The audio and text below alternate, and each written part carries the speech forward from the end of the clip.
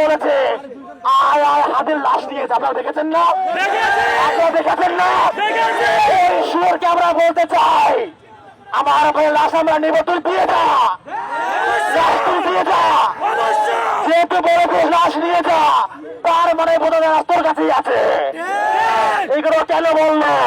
প্রিয় ভাইয়েরা, আমরা সবাইকে মার্ক করেছি, আমরা প্রত্যেকটা গোয়েন্দাকে চিহ্নিত করেছি, চিহ্নিত করে আমরা সেই তালিকা পুলিশকে দিয়ে এসেছি। আমরা 1 ঘন্টা সময় দিলাম, এই 1 ঘন্টার মধ্যে ওই মানসী হায়নাগুলোকে অবশ্যই অবশ্যই বিচারে হতে আনতে হবে। আমার দেশে ট্যাক্সের টাকায় বেতন পেয়ে কিভাবে আমার জনগণের হামলা চালায় সেই বিচার থেকে দিতে হবে। একটা কুলাঙ্গারকেও ছাড় দেওয়া হবে না। আর অথর্ব ইন্টারিমের অথর্ব উপদেষ্টারা, তোমরা তাকিয়ে তাকিয়ে দেখো, আজকে ওসমান হাদির মতো দেশপ্রেমিক, তার হত্যার বিচার চাওয়ার জন্য আমাদের রাস্তায় নামতে হচ্ছে এবং সেখানে এসে তোমরা হামলা করতেছো। এর চাইতে লজ্জা কিচ্ছু হইতে পারে না।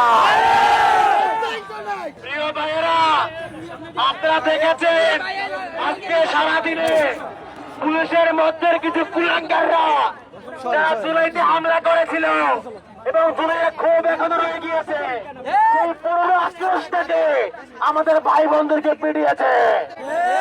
শুধু পিটিয়ে ক্ষান্ত হন নাই, আপনারা দেখেছেন কোন কোন পুলিশ সদস্য আমাদের উপর হামলা করার পরে রাস্তার মধ্যে নৃশংস নৃত্য করেছে। আপনারা দেখেছেন, যেই কারণে আমার ভাইদের উপরে হামলা করা হয়েছে, এই হামলায় জড়িত প্রত্যেকটা কুলাঙ্গারকে বিচারের আওতায় আনতে হবে।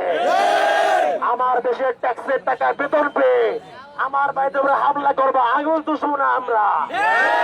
রাষ্ট্র যদি বিচার করতে না পারে, ওই রাষ্ট্রের বিচার আমরা করব।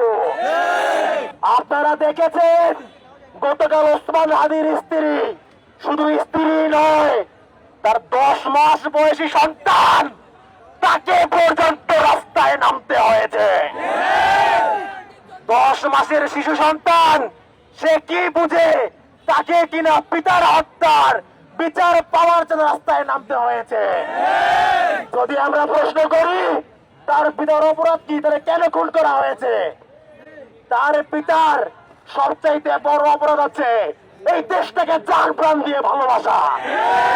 তার পিতার অপরাধ হচ্ছে তিনি কারো মতো জুলাই বিক্রি না করে সিনা টান টান করে বলে গিয়েছে জান দেব, জুলাই দেব না।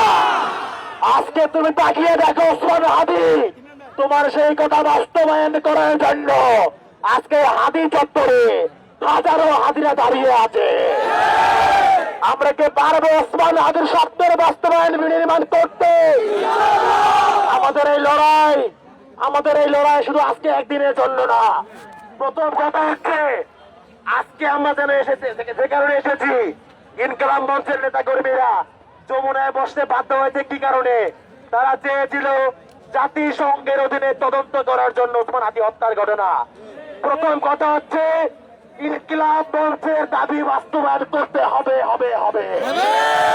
দ্বিতীয় কথা হচ্ছে, যেই কারণে আমার ভাইদের উপরে হামলা করা হয়েছে, এই হামলায় জড়িত প্রত্যেকটা কুলাঙ্গারকে বিচারের আওতায় আনতে হবে। আমার দেশের ট্যাক্সের টাকা বেতন পেয়ে আমার ভাইদের উপরে হামলা করবো, আঙুল তুষবো না আমরা।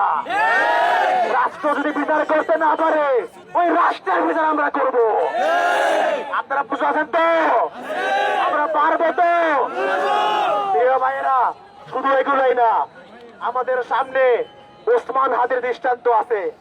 ওসমান হাদি যে স্বপ্ন নিয়ে এই শাহবাগ থেকে তার লড়াই শুরু করেছে, সেই স্বপ্ন বাস্তবায়নের দায়িত্ব আছে আমাদের উপরে। ওসমান হাদির লড়াইয়ের কয়েকটা বুলেট পয়েন্ট আলাদা করলে 1 নম্বরে আসে ভারতের আধিপত্য ভেঙে খান খান করে দেয়া। সেই দাবিতে আমরা অনড় থাকবো। আপনারা জানেন আর কয়েকদিন পরে নির্বাচন। আপনারা দেখেছেন বিগত হাসিনার আমলে যে কয়টা নির্বাচন হয়েছে, প্রত্যেকটা নির্বাচনে সীমান্তের ওপার থেকে কসাই মোদির বাহিনী হস্তক্ষেপ করেছে। এবারের নির্বাচনটা ব্যতিক্রম। এবারের নির্বাচনটা আনার জন্য, একটা সুষ্ঠু নিরপেক্ষ নিরাপদ নির্বাচন পাওয়ার জন্য 1.5 বছর আগে আমাদের 2000 ভাই জীবন দিয়েছে এবং তারপরে ওসমান হাদির মতো সর্বকালের সর্বসেরা দেশপ্রেমিককেও জীবন দিতে হয়েছে। এই নির্বাচন নিয়ে সিনেমিনি খেলার সুযোগ আমরা দেব? আমরা কি সুযোগ দিব? আমরা জান দিতে পারি, জুলাই কি দিব? আমরা জান দিব কিন্তু জুলাই দিব না। সৈনিকেরা, আজকে আমরা এই শাহবাগে, এই হাদি চত্বরে, এই কাটাবন রোডে দ্বিতীয়বারের মতো জুলাই দেখেছি। আপনারা দেখেছেন পুলিশের মধ্যে কিছু কুলাঙ্গারের বাচ্চারা জুলাইয়ের কায়দায় আমাদের হামলা করেছে। আপনারা দেখেছেন জুলাইয়ের মতো করে সাউন্ড গেন নিক্ষেপ করেছে আমাদের উপরে।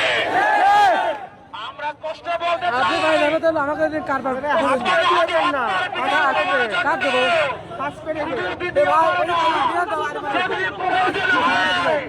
আমরা 100 বার জুড়ে দেখি রাজি আছি।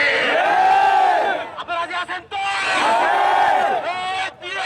রক্ত হাদি ভাইয়ের রক্ত পিতা যেতে দেব না। প্রিয় ভাইয়েরা, আমরা 1 ঘন্টা সময় দিয়েছি, আমরা 1 ঘন্টাই অপেক্ষা করব।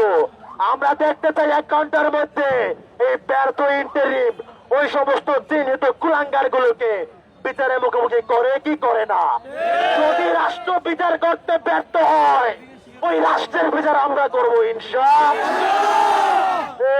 চালো রে চালো, চালো রে চালো, ইন্টারিমের গদিতে, জাহাঙ্গীরের গদিতে, জাহাঙ্গীরের 2 গালে জুতা মারো তালে তালে।